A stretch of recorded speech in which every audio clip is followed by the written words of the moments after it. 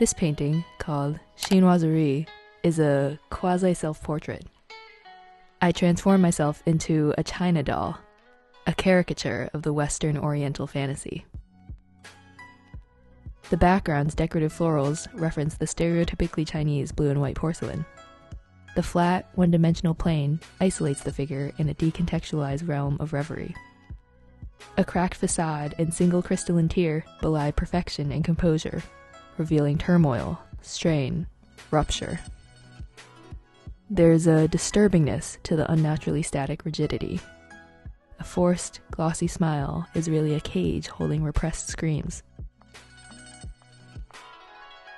This is a piece that investigates my complex, fractured relationship to Asian American identity and womanhood. Chinoiserie is defined in the Oxford English Dictionary as the imitation or evocation of Chinese motifs and techniques in Western art, furniture, and architecture, which art historian Iris Moon deems a striking example of the West's obsession with Asia. In the 17th and 18th centuries, trade linkages introduced Chinese porcelain to a Western European market. The elite's demand for these exotic luxury goods spurred European manufacturers to create copycats, visual distillations of European conceptions of Chineseness. These designs evoked an aesthetic of the East through exaggerated, fanciful portrayals of the foreign, thus constructing a racialized other in the Western imagination.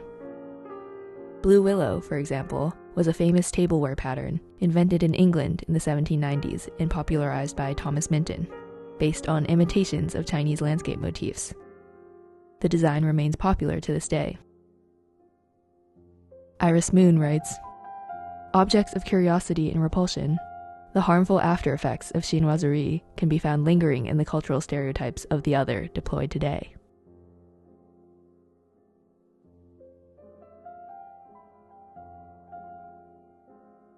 Driven by mass consumerism, the phenomenon of chinoiserie was a material manifestation of orientalism, a concept that illustrates how racial categories are constructed as foils to whiteness.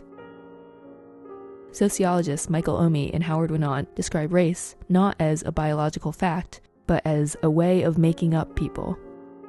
Racial formation, they write, is a socio-historical process of othering. As Edward Said asserts in his book Orientalism, the West constructed the East as its dichotomous opposite in order to define itself by what it repudiated. The Occident boasted its superior virtue, reason, culture, and development by designating the Orient as primitive, weak, immoral, and stagnant. Embedded in colonial power relations, Orientalism was the means of knowledge-making through which Western Europe justified its global domination, by concocting fantasies of Asia and the Middle East as exotic, strange, and decadent.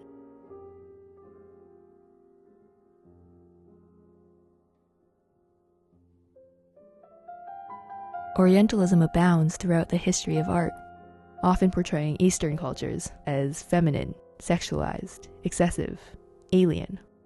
These works of art were not just pretty things to look at. They were deeply entrenched in larger geopolitical ideologies, shaping the imaginations of a Western audience.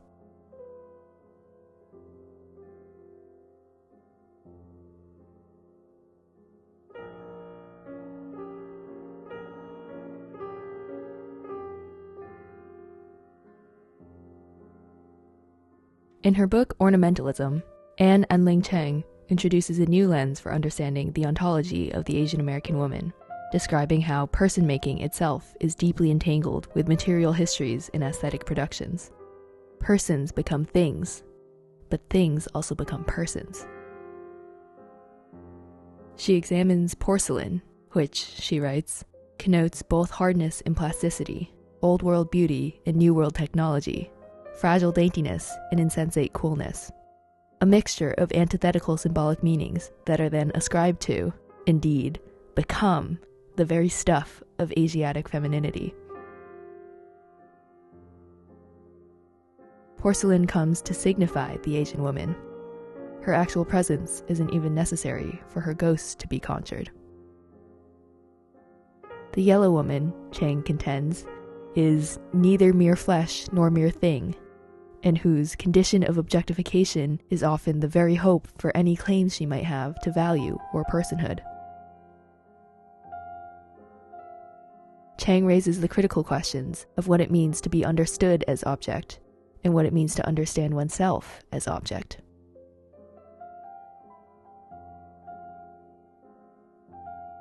This kind of person-thing synthesis is embodied by A. Fong Moy, the first known Chinese woman to arrive in America. Imported in 1834 from her hometown of Guangzhou by merchants Nathaniel and Frederick Carn, she was exhibited in New York City as the Chinese lady. People paid to gawk over her bound feet, exotic accessories, mysterious language. The Carn brothers leveraged her as a marketing tool. Moy posed amidst oriental vases, rugs, and other decorative goods that were available for purchase, situating her as a mere object among many others. Personhood obliterated, she was reduced to a spectacle, an accretion of fantasies of otherness, a thing to be consumed.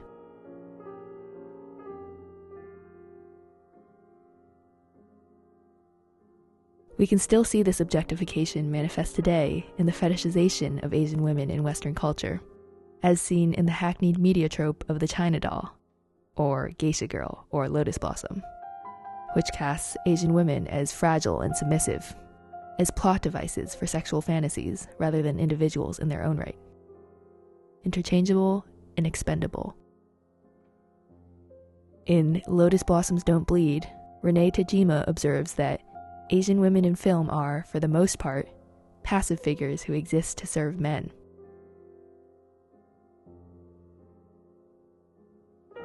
Such representations reflect a long history of sexualization imposed upon the bodies of Asian women.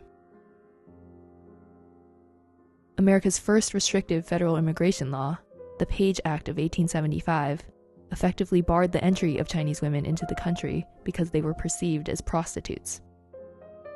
According to Horace Page, the California representative who introduced the law, its aim was to end the danger of cheap Chinese labor and immoral Chinese women.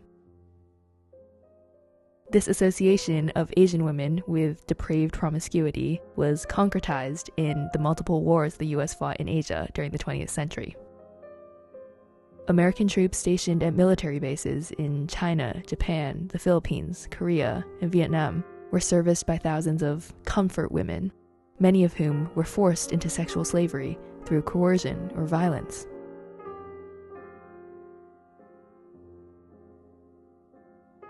This ugly legacy continues to reverberate. It echoes in the gunshots discharged in the 2021 Atlanta spa shootings, where 6 women of Asian descent were slaughtered for inflaming the shooter's sex addiction. Destroying human life is instead called eliminating temptation. Some shattered pottery to be swept away. Nothing more.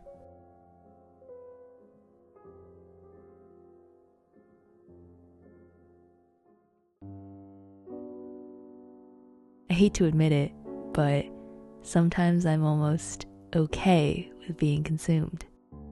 Almost crave it, even. Ostracism from my white peers growing up made me see objectification as the only avenue to desirability, to validation. A Faustian bargain where I relinquish my humanity in exchange for being wanted. Am I complicit in my own marginalization if I don the porcelain mask of the China doll of my own accord?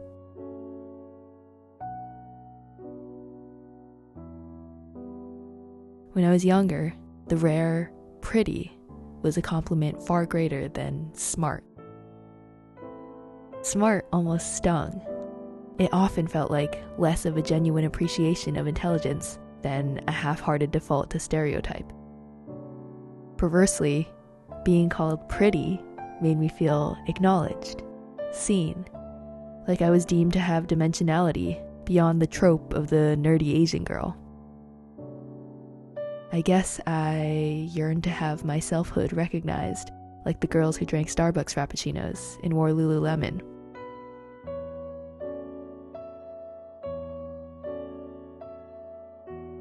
Growing up in a census tract paler than fresh fallen snow, my conception of self was forged in relation to whiteness.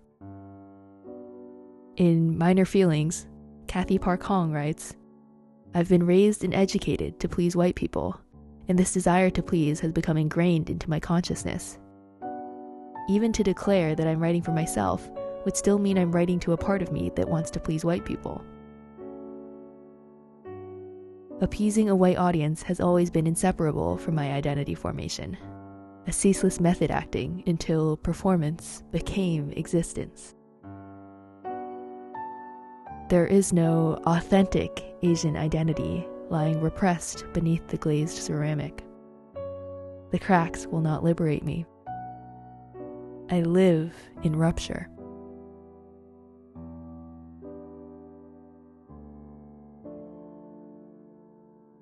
Throughout childhood, colored pencils and markers were the magic wands I used to bring invented characters to life in the pages of my Strathmore sketchbooks.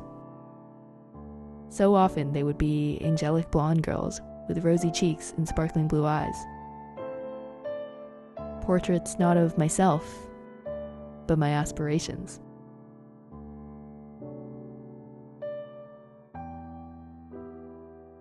I once made an effort to correctly pronounce my last name, exaggerating the configurations of my lips, stretching the vowels taut, arching my eyebrows in harmony with intonation, lilting arias that merely ricocheted off furrowed brows. Eventually, I surrendered to the authority of the attendant's roll call, cleaving the syllables, muting the inflection, packaging curt parcels of sound. The flat familiarity no longer grating in exoticism, rolling comfortably off the tongues of others. Liu became Lu, like a toilet, full of shit. Chinese school defined my weekends starting from kindergarten. The dreaded carpool to Newton, the 3 hours confined by austere brick walls, the struggle to decipher the disparate sounds and arbitrary marks that were somehow supposed to coalesce into meaning. When friends asked why my Sunday afternoons were occupied, my head would drop and limbs would go limp and voice would reduce to a whisper, and I would tell them, and oh no, they're judging me. But I still suck at Mandarin, I would add just for good measure. Years of protest finally yielded to victory. I stopped attending Chinese school in 9th grade.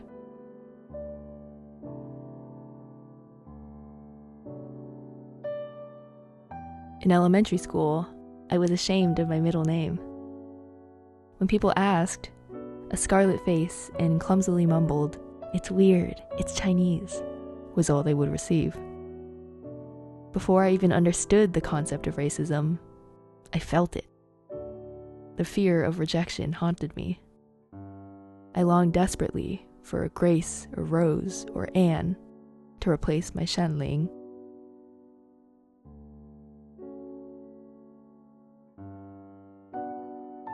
In middle school, I had a routine for Wednesday afternoons. Inhale, exhale, wait for the people to clear, meander toward the water fountain and pretend to be thirsty, look both ways, unclench your fists, okay now go. But keep your head down. The room was always populated by kids who looked like me, but I told myself that I was not one of them. How else was I supposed to assimilate into this lily-white town? I did math team because my mom forced me to, but I was not like those kids who wanted to be there. Until high school, I didn't have a single Asian friend.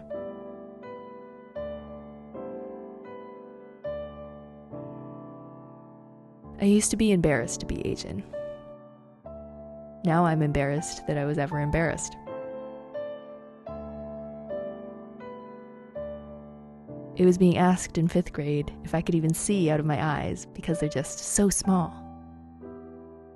It was being called puppy murderer for weeks by a boy at summer camp when I was 10. it was being greeted with a hysterical "Ni hao Kai Lan" through the passenger side window of a passing car while I was biking on Pine Street. It was being deliberately addressed by my coach as the soul sister of, the partner in crime of, the name of, a girl who I was not friends with, who did not share my ethnicity, who loomed inches above me, who was the only other Asian on the 6th grade soccer team. Coach refused to let us play at the same time because he couldn't tell us apart, despite the huge white numbers emblazoned on our maroon jerseys. I asked him to please stop calling me Michelle. He told me to take a joke. He was a grown man. I was a child. I quit soccer after that.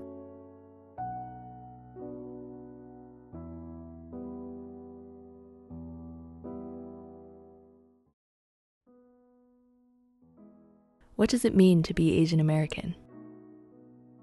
Asians have been in America for a long time, first immigrating in large numbers in the mid-1800s to meet the demand for cheap labor. But they primarily identified with nation, region, or ethnicity of origin. The term Asian American wasn't coined until 1968 by student activists at San Francisco State University and UC Berkeley in the midst of the Vietnam War. It served as a political construction to unite a Pan-Asian diaspora in a common anti-imperialist struggle.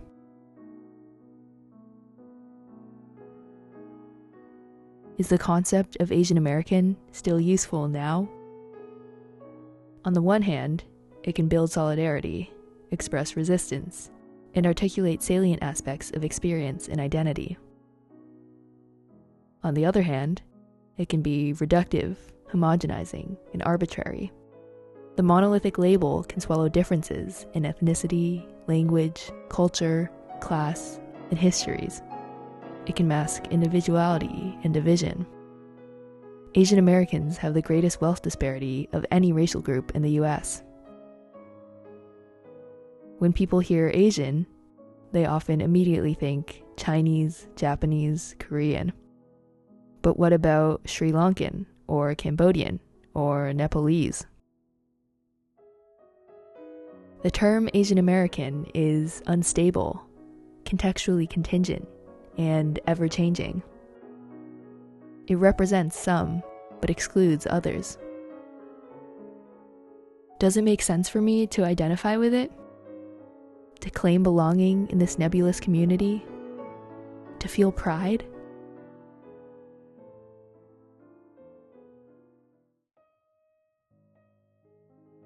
It's rare to find a Chinese dish without meat, which I stopped eating 5 years ago.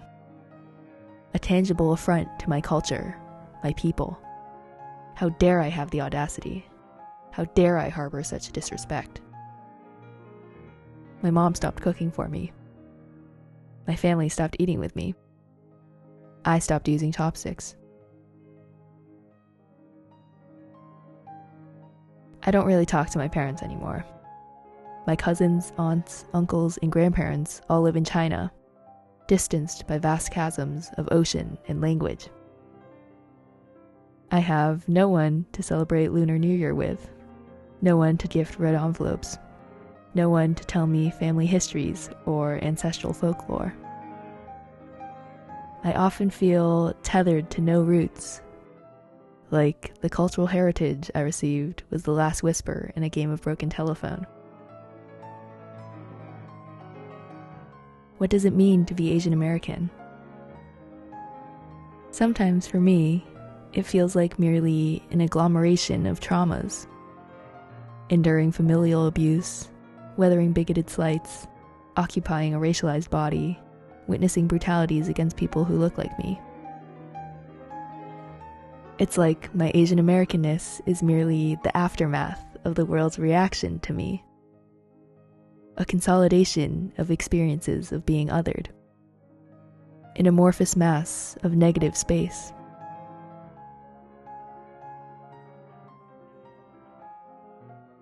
I still have the Chinese keyboard downloaded on my phone, just in case I'll maybe use it one day. It's a vexing impediment when I try to depart from the Latin alphabet to send a cat emoji to a friend, reprimanding me for being more fluent in the language of yellow cartoon icons than my own mother tongue. In November, back at school, I was sitting on a bench outside Stanford's Art Museum doing some reading for a class when two middle-aged Asian men approached me. In thickly accented English, one of them asked if there was an entrance that wasn't locked. The front door had failed them. I told them the museum wasn't open for a few more hours. Then the man looked me up and down and asked, 你说中文吗? Do you speak Chinese? I conceded sheepishly, not very well, sorry. 哎呀! The man shook his head and waved his hand dismissively. Your generation. So sad. As he walked away, I offered a stilted 对不起 as a plea for forgiveness. He snickered and kept walking. The scholar Lisa Lowe defines identity as hybrid and multiple, fictional and fluid, exposing and challenging the artificiality of imposed definitions on the self. In other words, identity isn't some fixed, essential thing. It's constantly in flux, constantly becoming. What does it mean to be Asian American? Maybe it's receiving an Instagram comment saying, fuck Chingchong people, and realizing Chingchong people is you. Maybe it's the fact that your fingertips retain dumpling folding in their muscle memory, that your lungs recall the acrid miasma of cigarette fumes blanketing Chinatown sidewalks. Maybe it's meeting someone who looks like you and feeling at home. Maybe it's none of it, and all of it.